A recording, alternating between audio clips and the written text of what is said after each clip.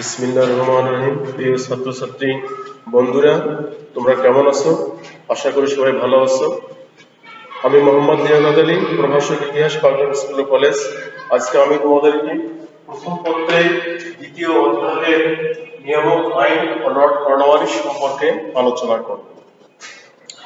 British ভারতের শাসনতান্ত্রিক অগ্রগতি ইতিহাসে 1773 খ্রিস্টাব্দের নিয়ামক আইন একটি গুরুত্বপূর্ণ পদক্ষেপ। মূলত এটি ছিল ইস্ট ইন্ডিয়া কোম্পানির অভ্যন্তরীণ ক্ষেত্রে ব্রিটিশ পার্লামেন্টের প্রথম হস্তক্ষেপ। ইস্ট ইন্ডিয়া কোম্পানির গঠনতান্ত্রিক সমস্যা নিরসন এবং ভারতে কোম্পানির প্রশাসনিক কার্যকলাপ নিয়ন্ত্রণ বা তদারক করার উদ্দেশ্যে ব্রিটিশ পার্লামেন্টের স্বীকৃতিক্রমে যে আইন প্রণয়ন করা হয় তা নিয়ামক আইন বা রেগুলেটিং অ্যাক্ট নামে পরিচিত। প্রেক্ষাপট: ব্রিটিশ সভ্য সমাজ ইস্ট ইন্ডিয়া কোম্পানির কর্মচারীদের আর্থিক দুর্নীতি, অনাচার সম্পর্কে অবগত ছিল। তদুপরি দ্বৈত শাসন এবং 76-এর মন্বন্তর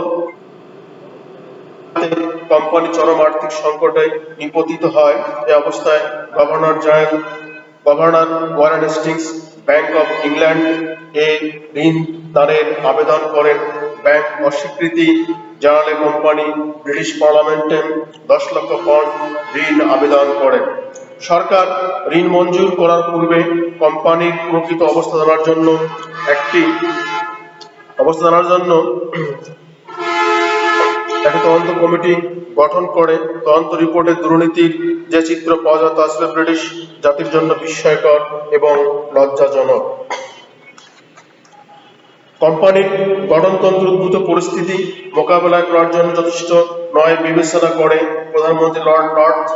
প্রধানমন্ত্রী লর্ড দুর্নীতি রোধকল্পে কোম্পানির গঠনতান্ত্রিক সংস্কার এবং নিয়ন্ত্রণ করার জন্য 1773 খ্রিস্টাব্দে নিয়ামক আইন প্রবর্তন করেন। ফলে কোম্পানি ডাইরেক্টর সভার নিয়ন্ত্রণ থেকে সাময়িকভাবে ব্রিটিশ পার্লামেন্টের নিয়ন্ত্রণে চলে যায়।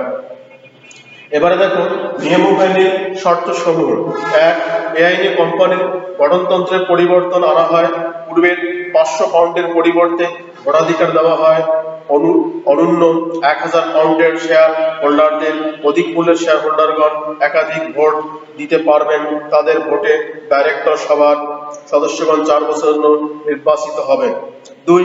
ডাইরেক্টর সভা ভারত থেকে প্রাপ্ত রাজস্ব সংক্রান্ত সকল প্রকার কাগজপত্র ব্রিটিশ সরকারের অর্থ বিভাগে দাখিল করবেন। সামরিক বেসামরিক বিষয়ে যাবতীয় তথ্যপূর্তি 6 মাস অন্তর একজন ভারপ্রাপ্ত কর্মকর্তা সিকিউরিটি অফ স্টেটের নিকট পেশ করতে বাধ্য থাকবেন। 3. বাংলার গভর্নর ভারতের গভর্নর জেনারেল পদে উন্নীত হন। ভারত শাসনের ভার গভর্নর জেনারেল এবং 4 সদস্য বিশিষ্ট একটি কাউন্সিলের উপর ন্যস্ত করা হয়। ডাইরেক্টর সভার সুপারিশক্রমে রাজা বা রানী কর্তৃক সদস্যগণ 5 বছরের জন্য নিযুক্ত হবেন। গভর্নর জেনারেল কাস্টিক ভোট দানের অধিকার থাকবে। প্রথম গভর্নর জেনারেল হলেন ওয়ারেন হেস্টিংস। চতুর্থত, এ আইনে মাদ্রাজ ও বোম্বাই প্রেসিডেন্সিকে কলকাতা প্রেসিডেন্সি থেকে স্বতন্ত্র ঘোষণা করা হয়। প্রেসিডেন্সিগুলো গভর্নর এবং কাউন্সিলর দ্বারা শাসিত হবে। নিজ প্রেসিডেন্সি সীমার মধ্যে গভর্নরগণ যুদ্ধ ঘোষণা কিংবা সন্ধি চুক্তি করতে পারবেন, তবে সব বিষয়ে তদারকির ক্ষমতা গভর্নর জেনারেলের থাকবে। 5. একজন প্রধান বিচারপতি এবং 3 জন সাধারণ বিচারপতি নিয়ে কলকাতার সুপ্রিম কোর্ট প্রতিষ্ঠা করা হয়। বিচারকগণের নিযুক্তি কিংবা পদচ্যুতি ব্রিটিশ পার্লামেন্টের এখতিয়ারে রাখা হয়। স্যার এলিজা ইম্পে প্রথম প্রধান বিচারপতি নিযুক্ত হন। ব্রিটিশ ভারতের প্রশাসন পরিচালনার জন্য প্রয়োজনীয় আইনকানুন প্রবর্তনের অধিকার গভর্নর জেনারেল ও তার কাউন্সিলের দেওয়া হয়। এছাড়া এই আইনে গভর্নর জেনারেল কাউন্সিল সদস্য প্রধান ও সাধারণ বিচারপতিদের জন্য উপযুক্ত বেতনের ব্যবস্থা করা হয়। এই আইনে ব্রিটিশ সরকার কর্তৃক নিযুক্ত ইস্ট ইন্ডিয়া কোম্পানির কোন কর্মকর্তা কর্মচারী প্রত্যক্ষ পরোক্ষভাবে প্রাপ্য বেতন ভাতাদি ছাড়া কোনো উপঢৌকন দান বা পুরস্কার গ্রহণ করতে পারবে না বলে জানানো হয়। নিয়ামক আইনের ত্রুটিসমূহ ইস্ট ইন্ডিয়া কোম্পানির গঠনতান্ত্রিক জটিলতা নিরসনকল্পে এবং ভারত স্বাধীনতা সংক্রান্ত সমস্যার সমাধানে নিয়ামক আইন কার্যকর ভূমিকা রাখলেও এর ত্রুটিমুক্ত ছিল না। ত্রুটিগুলো নিম্নরূপ: এক, এ আইনে গভর্নর জেনারেল এবং কাউন্সিল সদস্যদের ক্ষমতা ও দায়িত্ব সম্পর্কে সুনির্দিষ্ট ব্যাখ্যা করা হয়নি। এ আইনে প্রেসিডেন্সি ও গভর্নর জেনারেলের মধ্যে চেইন অফ কমান্ড ছিল না বলে প্রেসিডেন্সিগুলো এক প্রকার স্বাধীনভাবে কাজ করত। এ কারণে মারাঠা আক্রমণে ইংরেজরা পরাজিত হয়। সুপ্রিম কোর্টের বিচারপতির ক্ষমতা সম্পর্কে এ আইনে স্পষ্ট করা হয়নি। দেশীয় দেওয়ানি বিচারালয়ের কার্যক্রমে সুপ্রিম কোর্ট হস্তক্ষেপ করত।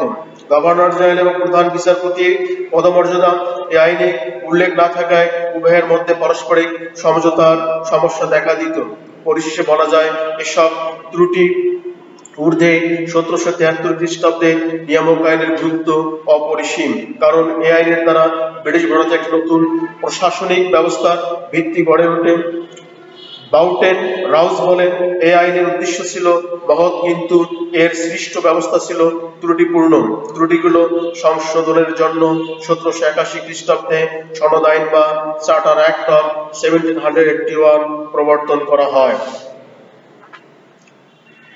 প্রিয় শিক্ষার্থীরা, এবারে লর্ড কর্নওয়ালিস সম্পর্কে আলোচনা করা হবে। ওয়ারেন হেস্টিংসের পদত্যাগের পর অস্থায়ীভাবে গভর্নর জেনারেল নিযুক্ত হন কাউন্সিলের প্রবীণ সদস্য স্যার জন ম্যাককারসন। অন্যদিকে ইংল্যান্ডে হেস্টিংসের কুকীর্তির বিরুদ্ধে আলোড়ন সৃষ্টি হলে কোম্পানির কর্তা ব্যক্তিগণ অভিজাত বংশীয় কাউকে গভর্নর জেনারেল হিসেবে প্রেরণের সিদ্ধান্ত গ্রহণ করেন। তাদের আস্থাভাজন ব্যক্তি হিসেবে 1786 খ্রিস্টাব্দে লর্ড কর্নওয়ালিসকে ভারতে প্রেরণ করা হয়। তিনি ছিলেন ইংল্যান্ডের প্রাচীন লর্ড বংশের সন্তান। ইংল্যান্ডের প্রধানমন্ত্রী উইলিয়াম পিট ছিলেন তার ঘনিষ্ঠ বন্ধু। তিনি ছিলেন আমেরিকা ফেরত একজন ব্রিটিশ সেনাপতি। তিনি 2 মেয়াদে গভর্নর জেনারেলের দায়িত্বে নিযুক্ত হয়ে ভারতে আসেন। প্রথমবার 1786 থেকে 1793 এবং দ্বিতীয়বার 1805 পর্যন্ত। 1786 খ্রিস্টাব্দে সেপ্টেম্বর মাসে দায়িত্বভার গ্রহণ করে তিনি বেশ কিছু সংস্কারমূলক পদক্ষেপ গ্রহণ করেন। তিনি পররাষ্ট্র, বিচার, বাণিজ্য, প্রশাসনিক ব্যবস্থার সংস্কার করেন। তিনি সকল প্রকার দুর্নীতির মূলোৎপাটনের জন্য কর্নওয়ালিস বিবিধ প্রণয়ন করেন এবং কর্মচারীদের কর্মপদ্ধতি ব্যাখ্যা করে ভারতীয় সিভিল সার্ভিসের গোড়াপত্তন করেন। তবে তার শাসনামলের সর্বাধিক আলোচিত বিষয় হল চিরস্থায়ী বন্দোবস্ত 1793 খ্রিস্টাব্দ ব্যবস্থার প্রবর্তন। চিরস্থায়ী বন্দোবস্ত। লর্ড কর্নওয়ালিস চিরস্থায়ী বন্দোবস্ত প্রবর্তন করলেও তিনি এই ব্যবস্থার উদ্ভাবক ছিলেন না। পিটের ভারত আইনের 39 বিধানে বাংলা, বিহার, উড়িষ্যার ভূমি রাজস্ব স্থায়ী ভিত্তিতে নির্ধারণের সুপারিশ ছিল। তার আগমনের পূর্বে ভূমি রাজস্ব ব্যবস্থার প্রথমে 5 আনা এবং পরে 100 আনা বন্দোবস্ত প্রচলিত ছিল। উভয় ব্যবস্থা কোম্পানি, সরকার এবং রায়তদের জন্য ক্ষতিকর প্রমাণিত হয়। রাজস্ব আদায়ে দুর্নীতি ও বিশৃঙ্খলার অন্ত ছিল না। রাজস্ব আদায়ে অসুবিধা দূর করার জন্য জমিদারদের সাথে তিনি 10 সেনা বন্দোবস্ত করেন। স্যার জন শোর নামক একজন রাজস্ব বিশেষজ্ঞ বিষয়ে কর্নওয়ালিসের সহযোদ্ধা ছিলেন। 1793 খ্রিস্টাব্দের ডাইরেক্টর সভায় অনুমোদক্রমে 10 সেনা বন্দোবস্তকে চিরস্থায়ী বন্দোবস্তে রূপান্তরিত করা হয়। চিরস্থায়ী বন্দোবস্ত পশ্চাতে কতিপয় উদ্দেশ্য ছিল: 1.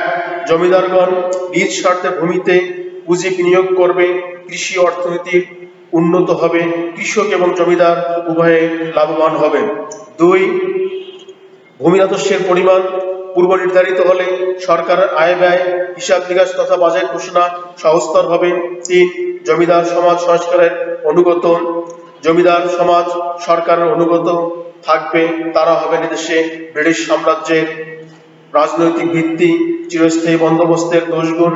চিরস্থায়ী বন্দোবস্তের দোষগুণ বিচারে ঐতিহাসিকদের মধ্যে মতবিরোধ রয়েছে, তবে অধিকাংশ পণ্ডিত মনে করেন এ বন্দোবস্তের গুণের চেয়ে দোষের পরিমাণ ছিল বেশি।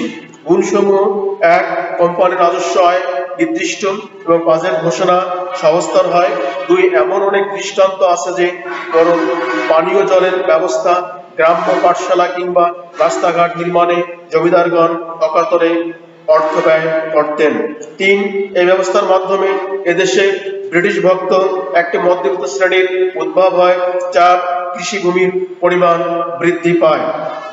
দোষসমূহ: সূর্যাস্ত আইনের কবলে পড়ে অনেক অভিজাত লোকজন জমিদারি হারায়। পক্ষান্তরে এই সুযোগে বহু ফটকাবাজদারি জমিদারি গড়ে যায়। জমিদারি স্বত্বস্থায়ী হওয়ায় অনেক জমিদার নিজ এলাকা ছেড়ে শহরে অবস্থান করতেন, কাজকর্ম চালাতেন অত্যাচারী নায়েক গোমস্তারা। ৩. সমাজে মধ্যস্বত্বভোগী শ্রেণীর উদ্ভব হয়, তাদের খপ্পরে পড়ে অনেক কৃষক ভিটে ছাড়া হয়। ৪. জমিদার ও নায়েক গোমস্তাদের অত্যাচারে কৃষকদের দুর্দশার অন্ত ছিল না। ৫. সুষ্ঠু জরিপের মাধ্যমে জমি বণ্টন না হওয়ায় অনেক ক্ষেত্রে রাজস্ব নির্ধারণ বেশি হয়। জমির সীমা নির্ধারিত না হওয়ায় মামলা মোকদ্দমার ঝামেলা সৃষ্টি হয়। পরিশেষে বলা যায়, চিরস্থায়ী বন্দোবস্ত কর্নওয়ালিসের প্রত্যাশা ফলপ্রসূ হয়নি, বরং এই ব্যবস্থা শোষণ আর নির্যাতনের জগদ্দল পাথরের মতো এদেশের কৃষকদের বুকের উপর চেপে বসেছিল। 1950 খ্রিস্টাব্দে জমিদারি প্রথা বাতিলের মধ্য দিয়ে বাংলার চিরস্থায়ী বন্দোবস্তের অবসান ঘটে। প্রিয় শিক্ষার্থী বন্ধুরা, আশা করি তোমরা অবশ্যই বাড়িতে বই পড়বে আর সবাই বই সংগ্রহ করবে। বই সংগ্রহ না করলে পড়া বোঝাও যাবে না, এজন্য পড়তে হবে। আজ এই পর্যন্ত। আল্লাহ হাফেজ।